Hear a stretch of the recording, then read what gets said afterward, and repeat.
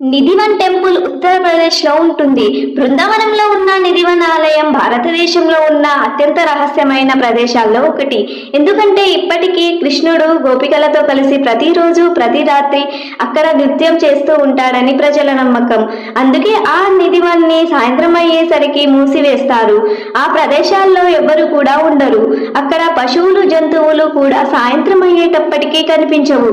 ఒకవేళ ఎవరైనా దొంగచాటుగా అక్కడ ఏం జరుగుతుందో తెలుసుకోవాలని ప్రయత్నిస్తే మాత్రం వాళ్ళు మతిస్థిమితం కోల్పోతారు. అలాంటి ఒక సంఘటన 10 సంవత్సరాల క్రితం కూడా జరిగింది. జైపూర్ నుంచి వచ్చిన ఒక కృష్ణుడి భక్తుడు రాసలీలలు చూడ్డానికి నిధివన్లో దాక్కున్నాడు.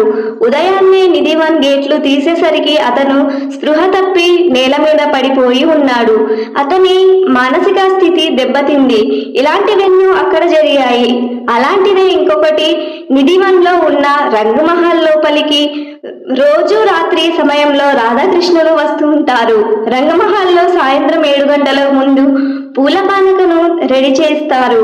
ఉదయాన్నే 5 గంటలకు రంగమహల్లోకి వెళ్లి చూస్తే పూల పానకం అంతా చిందరవందరగా ఉంటుందని అక్కడ ప్రజలు చెప్తూ ఉంటారు.